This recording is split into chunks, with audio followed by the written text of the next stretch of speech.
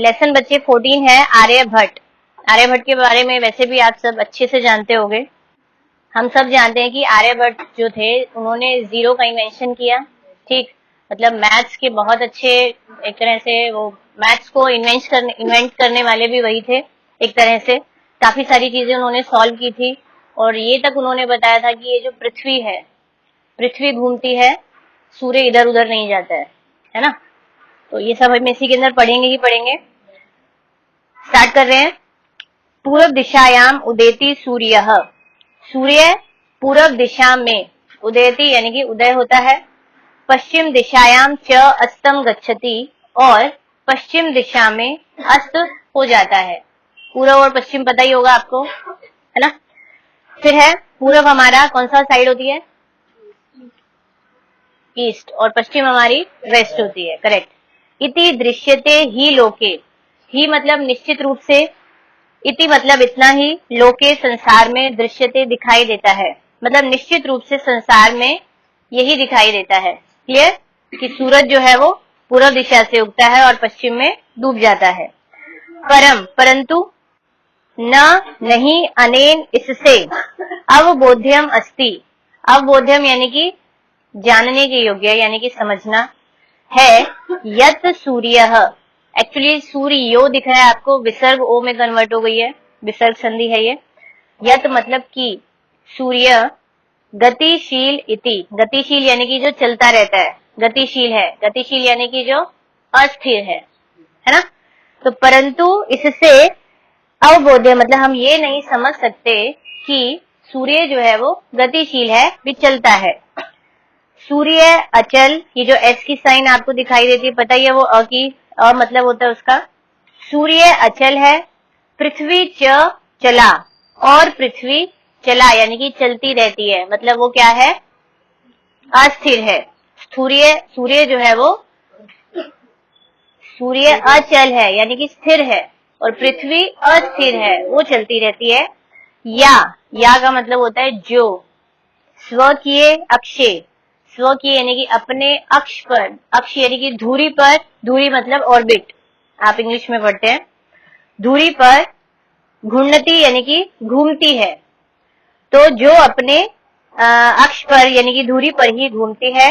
इति इतना ही, सांप्रतम अब, सुस्थापित सिद्धांत, ये जो सिद्धांत है उसे स्थापित किया गया है। सिद्धांत यानी कि जो भी एक तरह से जो ये जो चीज क्लियर निकल कर आई कि पृथ्वी हमारी जो है वो मतलब अचल है, चलती रहती है, और सूर्य हमारा स्थिर है।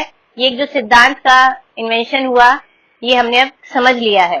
ठीक, वो कह रहे हैं कि सिद्धांत अयम, यह सिद्धांत प्राथमेन सबसे पहले, सर्वप्रथम, येन परिवर्तितः जिसके द्वारा परिवर्तित किया गया यानी कि बताया गया, जिसके द्वारा बताया गया।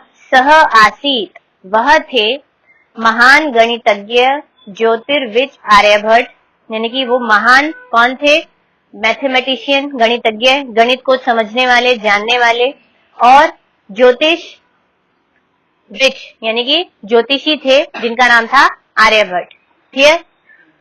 फिर है पृथ्वी स्थिरा वर्तते, पृथ्वी स्थिर है। इति इतना ही, परंपरया प्रचलिता रूढ़ी तेन प्रत्यादिष्टा, पृथ्वी स्थिर है, पृथ्वी एक जगह खड़ी हुई है। इतना ही, ये जो परंपरा थी, जो प्रचलित रूढ़ी चली आ रही थी, यानी कि पुरानी जो ये रिवाज चला आ रहा था, सब लोग यही बोलते थे ना, पृथ्वी तो हिलती डुलती नहीं है, रुकी हुई है, तो उनके द्वारा प्रत्यादिष्टा यानी कि इसका खंडन किया गया। मीन्स इसके बारे इन्होंने इस भ्रांति को तोड़ा, मतलब लोग ऐसे ही समझते थे इतने समय से कि पृथ्वी स्थिर है, उन्होंने इसका खंडन किया। ठीक। फिर है तेन उदाहृतम, उनके द्वारा उदाहरण दिया गया। यत की, यत मतलब की, गतिशीलायाम नौकायाम, गतिशीलायाम यानी कि चलती हुई, नौकायाम नौका में, दोनों सेम विभक्ति सेम वचन में है, सेम लिंग में है, विशेषण विशेष्य है ये। यस, नौका यानी कि बोट, उनके द्वारा उदाहरण दिया गया कि चलती हुई बोट में मतलब नौका में उपविष्ट बैठा हुआ मानव, मनुष्य, नौकाम स्थिराम अनुभवती, नौका में स्थिरता का अनुभव करता है। आज जब कोई भी इंसान एक बोट में बैठा होगा, बोट अगर चल रही है तो हम तो स्टेबल ही है ना, हम तो ऐसे लगता है कि हम तो स्थिर हैं, ठीक। और जो अगल बगल में जो भी पेड़ पौधे हैं, कुछ भी दिखाई देता है, वो ऐसा लगता है कि चल रहे हैं। बचपन में हर बच्चे को ऐसे ही फील होता है। अन्यान च पदार्थान, और जो दूसरे पदार्थ हैं, गतिशीलान अवगच्छति, उनको गतिशील यानी कि चलता हुआ समझता है या फिर मानता है, ठीक। एवं इसी प्रकार से गतिशीलायाम पृथ्वीयाम, चलती हुई पृथ्वी में अवस्थित यानी कि स्थित मनुष्य, मानव, स्थित यानी कि वही खड़ा हुआ जो मनुष्य है, स्थित मनुष्य है, पृथ्वी स्थिराम अनुभवती, पृथ्वी पर अपने आप को स्थिरता का वो अनुभव करता है, ठीक। सूर्य आदि गृहान च गतिशीलान वेति, सूर्य आदि और सूर्य आदि ग्रहों को, जितने भी प्लैनेट्स हैं, चाहे वो सूर्य, चंद्र, जितने भी और ग्रह हैं, हमारे मून वगैरह, तो गतिशीलान, उन सबको वो गतिशील वेति मतलब समझता है, ठीक, जानता है। समझ में आया? ये बात तो सभी समझते होंगे। लेकिन जैसे कि अगर हम जब बच्चे होते थे, आज हम चलो नौका में जनरली हर बच्चा नहीं बैठा, लेकिन ट्रेन में भी बैठते थे, तो ट्रेन जब चल रही होती है हम तो यही फील करते थे ना, हम तो बैठे हुए हैं, आगे के पेड़ पौधे चल रहे हैं, ठीक। जैसे जैसे बड़े होते हैं तो हमें समझ में आती है, तो सेम वही चीज है। तो उन्होंने इस भ्रांति को कैसे तोड़ा, उनको ये सब उन्होंने एग्जाम्पल्स दिए, तो उनको समझ में आया कि पृथ्वी जो है वो गतिशील है, बाकी जो सूर्य चांद जो भी है वो सब के सब क्या है, स्टेबल है, वो हिलते डुलते नहीं है। 476वें ख्रिस्ताब्दे यानी कि शताब्दी में, ठीक, ये जो ब्रैकेट में दिया हुआ है वो संस्कृत में ही दिया हुआ है, यही कि 476। देखो चतुष्टमे यानी कि 400, शतम यानी 100 होता है, फिर है षट सप्त अधिक, तो सप्त अधिक यानी कि वही हो गया सप्तती 70, और षट यानी कि 6, तो 76। तो 476वें शताब्दी में आर्यभट्ट जन्म लभवान इति, आर्यभट्ट ने जन्म प्राप्त किया, लभ धातु का मतलब प्राप्त किया, इति इतना ही, तेन एव विरचिते, उनके द्वारा ही, विरचिते यानी कि रचित, उन्होंने जो लिखा है, आर्यभट्टियम, एक ग्रंथ लिखा है उन्होंने जिसका नाम है आर्यभट्टियम, उनके द्वारा ही रचित आर्यभट्टियम इत्यस्मिन् ग्रंथे, विशेषण विशेष्य दोनों सप्तमी एकवचन में, इस ग्रंथ में उल्लिखितम यानी कि उल्लेख किया गया है, उसके बारे में इट मीन्स बताया गया है। उन्होंने खुद ही बताया था कि वो 476वें शताब्दी में पैदा हुए थे, क्लियर। ग्रंथः अयम, यह ग्रंथ, तेन उनके द्वारा, त्रयोविंशति तमे वयसि विरचितः, यह ग्रंथ उनके द्वारा त्रयोविंशति यानी कि 23, 23वें, वयसी आयु में, विरचितः रचा गया यानी कि लिखा गया, उन्होंने 23 साल की उम्र में इस ग्रंथ को लिखा था। ऐतिहासिक स्त्रोत्रों भी, हिस्ट्री में जितने भी सोर्सेज हैं उनकी बात कर रहे हैं, वो भी ऐतिहासिक स्त्रोत्रों से ज्ञात होता है, यत की पाटलिपुत्रम निक्षा, पाटलिपुत्र के पास, पाटलिपुत्र एक जगह का नाम है, ठीक, तो पाटलिपुत्र के पास आर्यभट्टस्य, आर्यभट्ट की वेदशाला आसीत, उनकी वेदशाला है। वेदशाला क्या थी, जहां पर वो ये सब इन्वेंशन करते थे, एक लैब थी उनकी, जहां पर सूर्य आदि ग्रहों के बारे में वो ढूंढते रहते थे जो भी करना है, ठीक। वेदशाला मतलब उनकी लैब कहा जाता है उसको।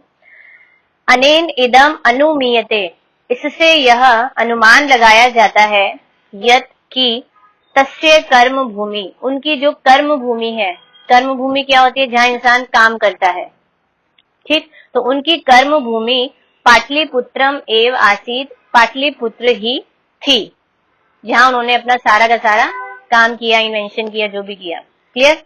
आगे बच्चे, आर्यभट्ट से योगदानम, आर्यभट्ट का योगदान, गणित ज्योतिषा, ये जो गणित ज्योतिषा है ये आपका तृतीय विभक्ति एकवचन है, ठीक, क्योंकि प्रश्न निर्माण में आएगा इसके लिए बता रही हूं, तो वहां केन बनेगा इसका आंसर। तो आर्यभट्ट का योगदान गणित ज्योतिषी से संबंधित है, संबंधम यानी कि संबंधित है, यत्र जहां संख्या नाम आलंकनम, संख्याओं का जो आलंकन है मीन्स गणना, एनालाइज करना उसको, संख्याओं का की गणना, महत्व आदताती, उनका महत्व रखता है, मतलब वहां पर संख्याओं का ही बहुत ज्यादा महत्व है। ठीक, फिर है आर्यभट्ट फलित ज्योतिष शास्त्रे न विश्वती स्म। जो आर्यभट्ट थे वो फलित ज्योतिष शास्त्र में विश्वास नहीं रखते थे, मतलब वो ज्योतिषी जरूर थे लेकिन वो मैथ्स के ज्योतिषी थे। वो ये जो आजकल एस्ट्रोनॉमी चलती है पंडित लोगों वाला, तो वो उसमें विश्वास नहीं करते थे। समझ में आया? फिर है गणितीय पद्धतिया कृतम। गणित की पद्धति से, पद्धति क्या होती है? एक तरह से विधि, कोई भी काम करने का तरीका। तो गणित की विधि या फिर तरीके से कृतम आलंकनम, इस चीज का आलंकन किया गया। आलंकन यानी कि गणना से लेकर, आधृत्य मतलब लेकर, गणित की पद्धति के आलंकन यानी कि गणना से लेकर, एव ही तेन, उनके द्वारा प्रतिपादितम यानी कि उनके द्वारा बताया गया, एक्सप्लेन किया गया, यत की ग्रहणे राहु केतु नामकौ दानवौ नास्ति। ग्रहण में जो ये होते हैं ना, चंद्र ग्रहण, सूर्य ग्रहण, आप बोलते हैं मून या फिर सोलर, जो भी है एक्लिप्स होते हैं, तो कि ग्रहण में राहु और केतु नामक दानव नहीं है। ठीक, मतलब उनका रीजन वो लोग नहीं है ग्रहण होने में, लेकिन हम इंडियन में या फिर ज्योतिषी लोग उनको कारण मानते हैं ना, इसलिए उन्होंने ऐसा बोला। कारणम यानी कि कारण, इन दोनों का कोई कारण ग्रहण में नहीं है। ठीक, तत्र वहां तो, तू मतलब तो, सूर्य चंद्र पृथ्वी इति, सूर्य चांद और पृथ्वी इति इतने ही, त्रीणी एव कारणानि, केवल ये तीन ही कारण है। यानी कि जब सूर्य ग्रहण लगे या फिर चंद्र ग्रहण लगे, इसमें सिर्फ इन तीनों का ही रोल होता है। सूर्य का, जो सूर्य आपका क्या बोलेंगे, मून है, सन है, चांद है और पृथ्वी, ये इन तीनों का ही काम होता है, बाकी किसी और ग्रह का कोई काम होता ही नहीं है। अब उसको एक्सप्लेन कर रहे हैं कैसे। सूर्य परितः भ्रमंत्याः पृथ्वीया, भ्रमंत्या और पृथ्वीया विशेषण विशेष्य है कि सूर्य के चारों ओर घूमती हुई पृथ्वी के और चंद्रस्य परिक्रमा पथेन, चांद की परिक्रमा, परिक्रमा क्या होती है, उसके आगे पीछे घूमना, ठीक, परिक्रमा करना।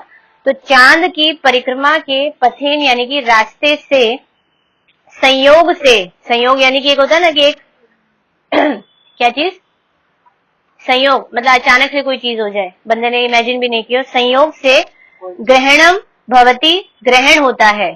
क्या बोल रहे हैं कि सूर्य के चारों ओर घूमती हुई पृथ्वी से चांद की परिक्रमा के रास्ते पर संयोग से जब वो आपस में मिल जाते हैं तभी ग्रहण होता है।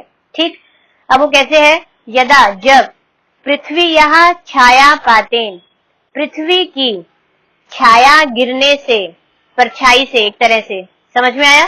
पृथ्वी की परछाई या फिर छाया, शेडो, शेडो के गिरने से चंद्रस्य प्रकाश अवरुध्यते, चांद का प्रकाश रुक जाता है।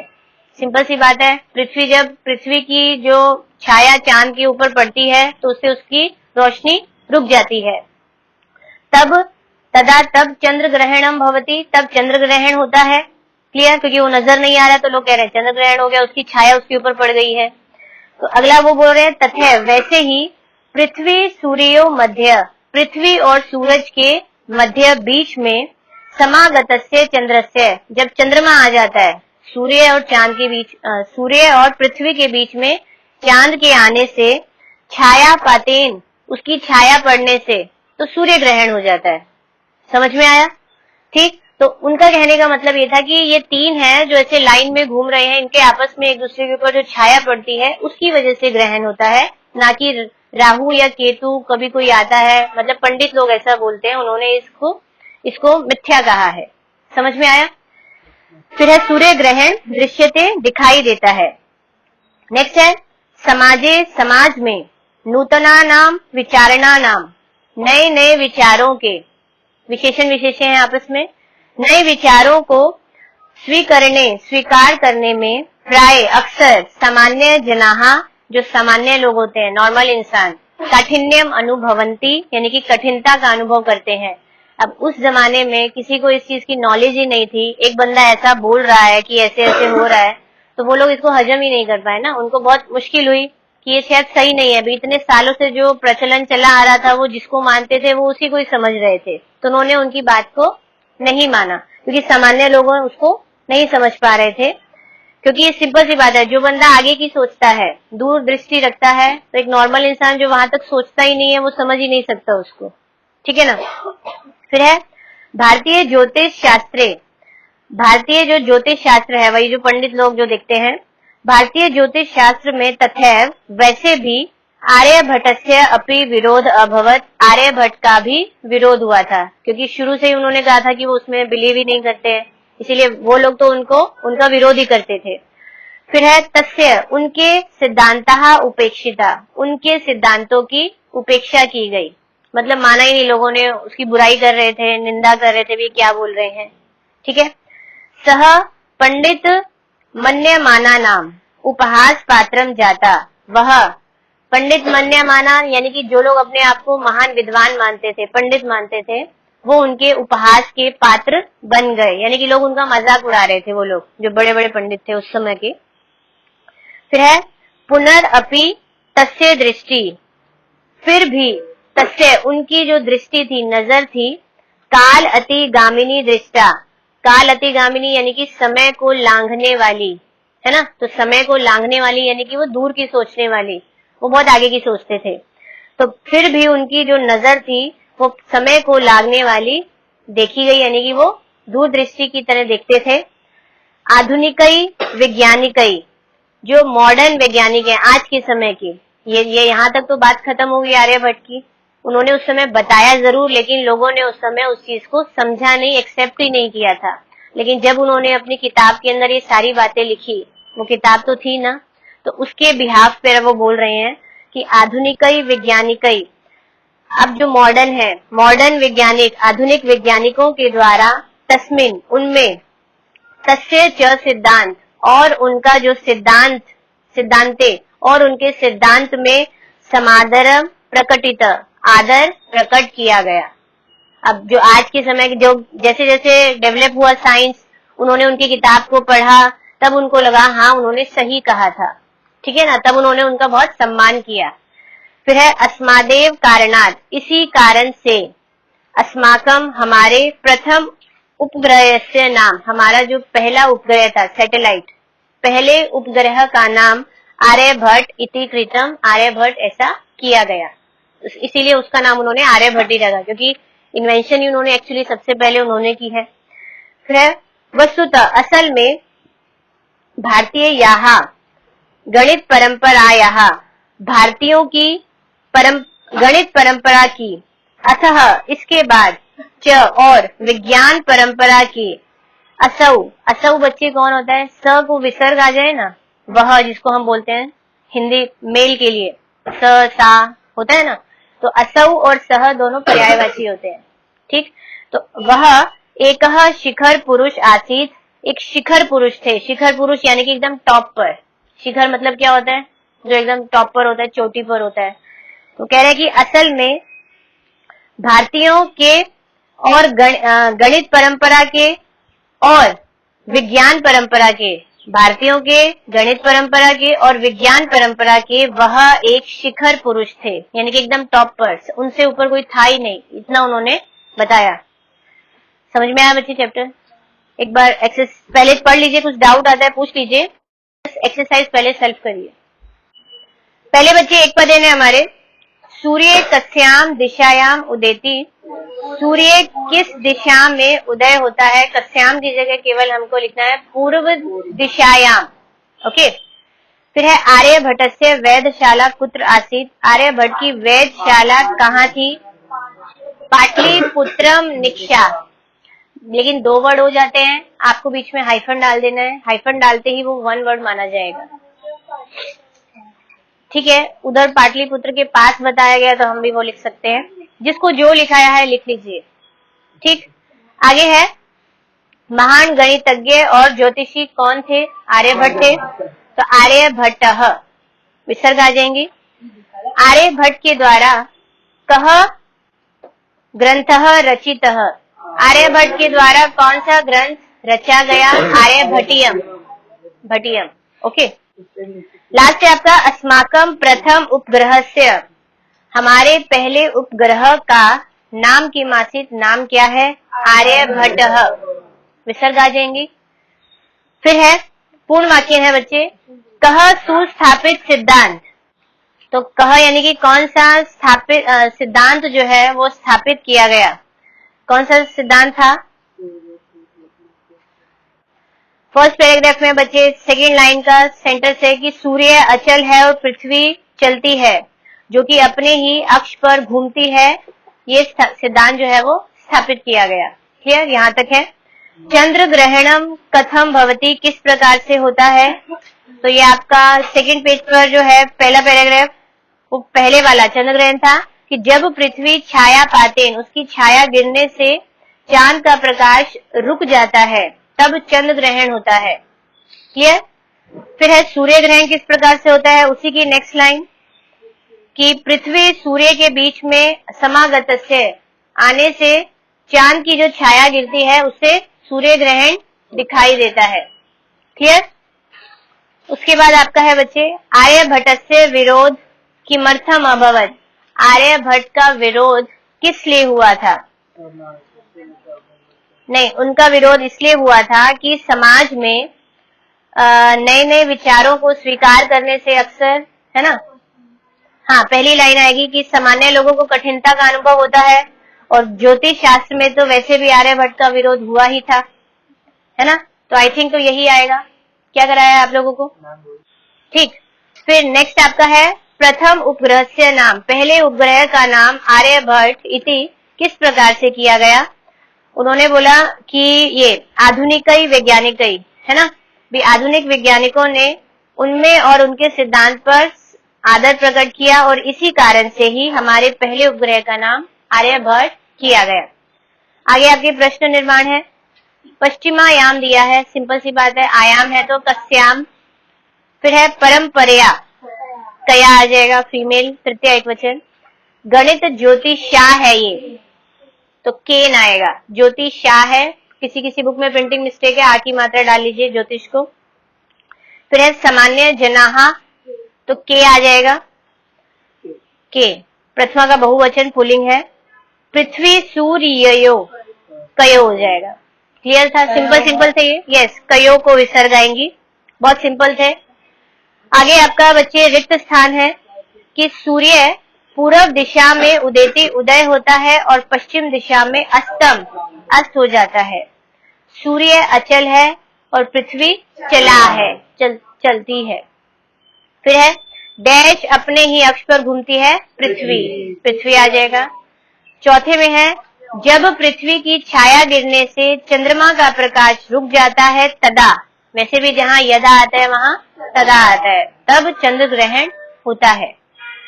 नौका में उपविष्ट बैठा हुआ मनुष्य नौका में स्थिरता का अनुभव करता है, नौकाम आ जाएगा। क्लियर। आगे आपका संधि विच्छेद है, ग्रंथो अयम। एक चीज ध्यान रखिएगा, जहां पर भी आपको एस अवग्रह की साइन दिखाई देती है, वो अवग्रह की जो एस होता है वो अ बन जाता है, और उसके पहले वाला जो ओ की मात्रा होती है वो हटकर विसर्ग बन जाती है।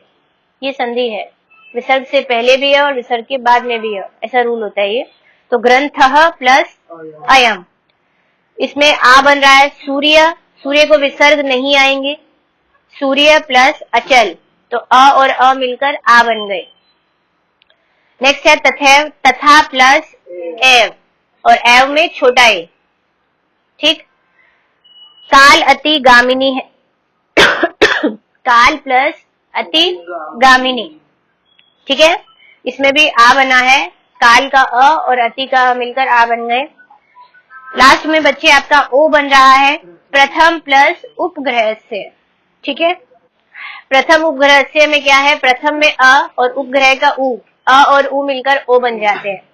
नेक्स्ट एक्सरसाइज में आपका विपरीतार्थक है बच्चे, उदय दिया है तो अस्तः विसर्ग आ जाएंगी, अचलः है तो चलः, अंधकारः प्रकाशः, स्थिरः अस्थिरः, समादरः निरादरः, विसर्ग। फिर है आकाशस्य, आपकी इच्छा है यहाँ पर पृथ्वी अगर वर्ड यूज करना है तो पृथ्वी या, तो पृथ्वी वो आधा और या को विसर्ग डालें, या दूसरा पृथ्वी का वर्ड ले लें, धरा को भी पृथ्वी कहते हैं, सिंपल रहेगा वो, धरा या और विसर्ग, क्योंकि षष्ठी विभक्ति में ही बताना है आपको, ठीक है, धरा या। हाँ, किसी को आकाश का पाताल लिखाया तो मैं कह नहीं सकती पातालस्य, मेरे हिसाब से पृथ्वी आना चाहिए। नेक्स्ट आपका समानार्थक है। समानार्थक में क्या बनेगा, सेम वर्ड बताने हैं आपको। संसारे दिया है तो लोके, इतना ध्यान रखना है बच्चे, जब भी विलोम दें या पर्यायवाची दें, सेम विभक्ति सेम वचन, लिंग चेंज हो सकता है लेकिन विभक्ति और वचन सेम रहते हैं। संसारे का लोके, इदानीम का मतलब होता है अब या इस समय, ये एक अव्यय है, तो सांप्रतम भी आ सकता है, अधुना भी आ सकता है, दोनों लिख सकते हो। वसुंधरा पृथ्वी को कहते हैं, पृथ्वी लिख लें या धरा लिख लें, एज यू विश। समीपम यानी कि पास, निक्षा, यही था ना, पाटलिपुत्रम निक्षा। गणनम यानी कि गणना होती है, यानी कि आकल, यस, आंकलनम। फिर है राक्षसौ, दानवौ, दानवौ, है ना, सिमिलर वर्ड्स बताने थे हमको। कोई डाउट नहीं है। आपकी जो लास्ट एक्सरसाइज बच्चे वाक्य बनाने हैं, जो भी वर्ड्स दिए हुए हैं आप चैप्टर में से ढूंढ कर लिखें या अपने हिसाब से लिखें तो ज्यादा अच्छा है, मैं बोलूंगी वो रटा हुआ हो जाएगा। जो भी वर्ड्स की मीनिंग जानने हैं, मैं आपको खाली मीनिंग बता देती हूँ, सेंटेंसेस खुद कोशिश करिएगा। सांप्रतम यानी कि अब, निक्षा यानी कि निकट, परितः चारों ओर, उपविष्टः बैठा हुआ, कर्म भूमि जहां पर हम अपना काम करते हैं ऐसी भूमि, वैज्ञानिक यानी कि साइंटिस्ट। ओके, चैप्टर बच्चे फिनिश, एक्सरसाइज खत्म, सॉल्व हो चुका है। फिर भी किसी भी बच्चे का कोई भी डाउट आता है आप पूछ सकते हैं। Okay, good bye, take care, जय हिंद।